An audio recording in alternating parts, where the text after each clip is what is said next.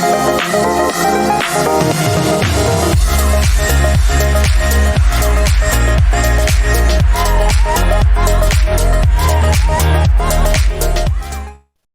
afternoon, and thank you for making the time out of your busy schedule to attend this webinette.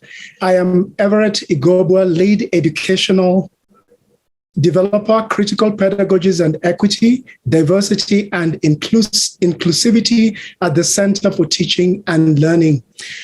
Our webinette today is the U of A Strategic Plan for Equity, Diversity and Inclusivity. This is EDI and your teaching practice.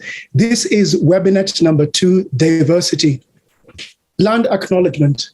The University of Alberta respectfully acknowledges that we are located on Treaty 6 territory, a traditional gathering place for diverse Indigenous peoples, including the Cree, Blackfoot, Métis, Nakota Sioux, Iroquois, Dene, Ojibwe, Inuit, and many others whose histories, languages, and cultures continue to influence our vibrant community. For the session today, I will outline and overview the 8 principles of the EDI strategic plan and discuss diversity as it impacts learning and teaching. As I mentioned earlier, this is webinar number 2 in a series of 8. Webinar number 1 was equity, and the video is on our CTL YouTube channel.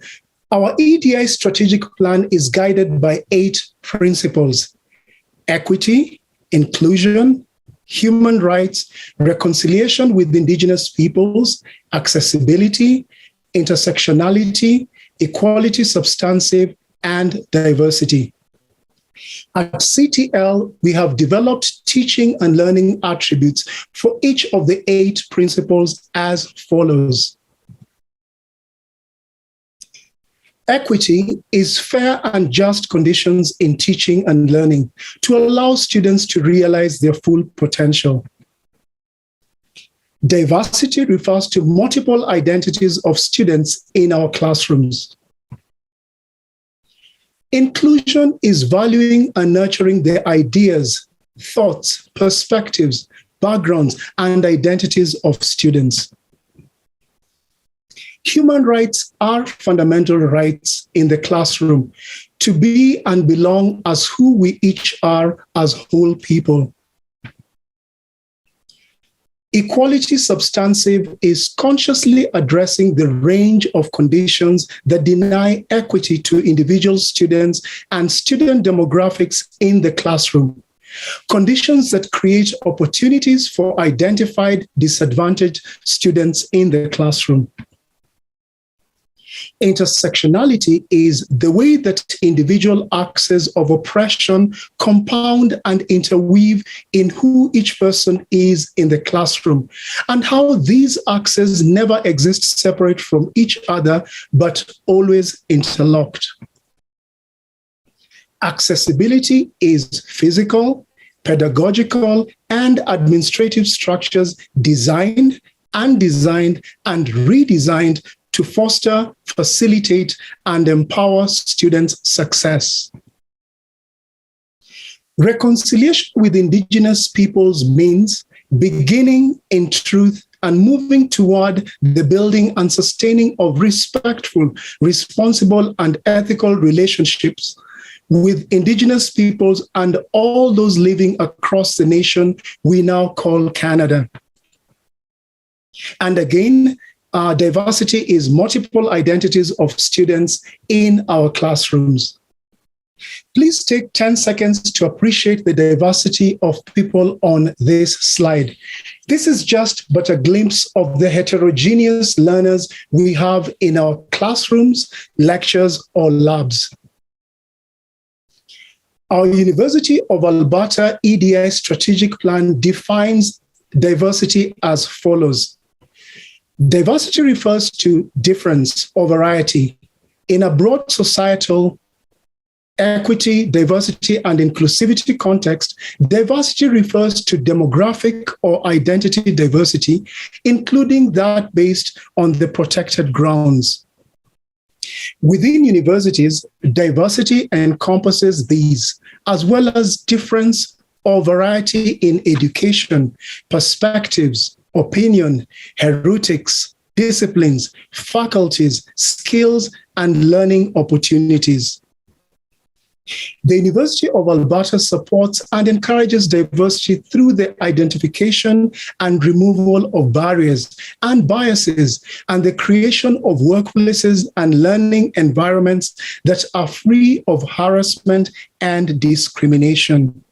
We recognize that policies, practices, informal processes, and language created by and for particular groups of people with a default norm in mind produce structural barriers that limit access and inclusion for other individuals and groups. We will look briefly at post-colonial theory through the lens of othering, which is binary opposites, proposed by Edward Said in his monumental monograph, Orientalism, in 1978. And I quote, "The development and maintenance of every culture requires the existence of another different and competing alter ego. The construction of identity, whether Orient or Occident, involves establishing opposites and otherness whose actuality is always subject to continuous interpretation of their differences from us," end quote. And this is Edward Said, 1978, page 332.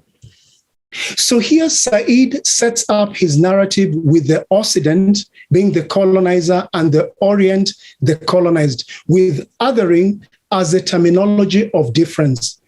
And this may offer some insights as we navigate diversity via multiple identities of students in our teaching spaces.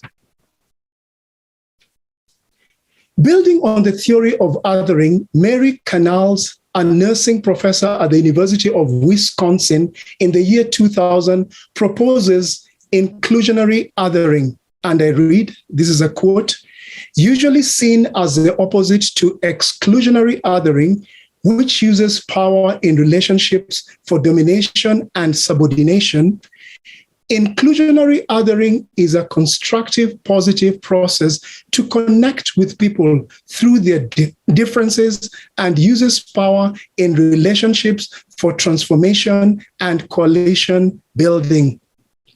So inclusionary othering is an attempt to appreciate differences in people by building bridges in an effort to connect them. Additionally, leveraging power in relationships in the classroom between students with the teacher, instructor, or professor. A few social location determinants that impact diversity of our learners in the classroom are ability, ethnicity, religion or belief system, social class, geographic location, gender, sexual orientation, age, race, privilege, or oppression. With pedagogy of diversity in mind, equity challenges may exist in our classroom, and we can address them by reassessing our teaching materials to make them more inclusive. Also adjusting our teaching methodology. It is important for all in the classroom to be addressed with pronouns they identify with.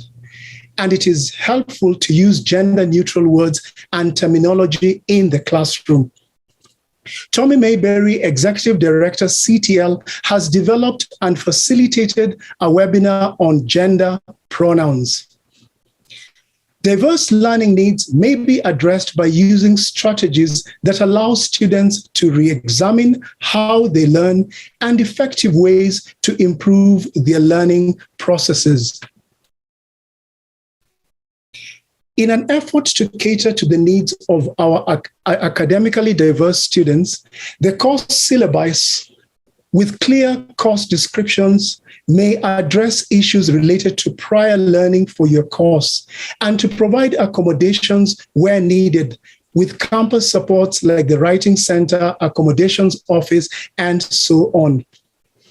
Universal design for learning may inform your course design, redesign, and additionally incorporating other course design strategies, for example, backwards course design. On May 11th, I will facilitate a webinette titled Rethinking Course Design, Redesign, and Pedagogy, Universal Design for Learning Using an EDI Lens. Innovative teaching strategies by using supplementary learning materials for academically diverse students may assist to nurture their successes in your course. Assessment as an avenue to support student learning may be deconstructed by students collaborating in answering questions in class, as well as anonymous minute papers at the end of the class session. And this may assist students with their learning by helping the instructors to know when they require more help with concepts in the course.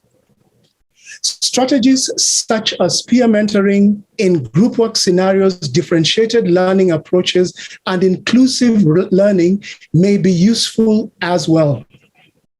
Several webinars addressing assessment and academic writing are being offered by my colleagues, Mandy George, Lead Educational Developer, Digital Pedagogies and Writing Across the Curriculum, and Brad Ambry, Lead Educational Developer, Assessment and Evaluation. For a group work teaching strategy, I will facilitate a webinar on May 18th titled Collaborative Learning and Flipping the Classroom, Demystifying Team-Based Learning.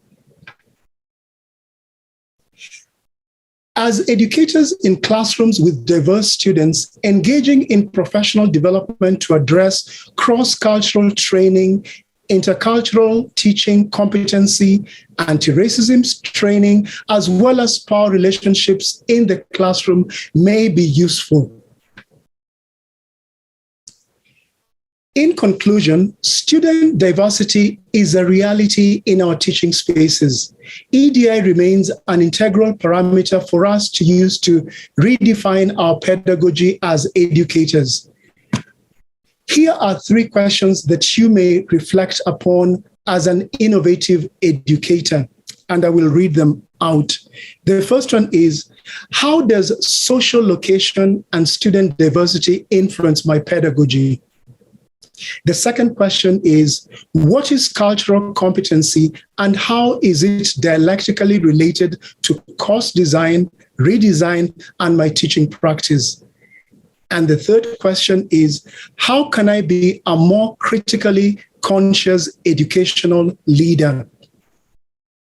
I have discussed several pedagogical strategies during this webinar. If you wish to explore them in detail, please visit our CTL webpage and schedule a consultation. Thank you once again for your time.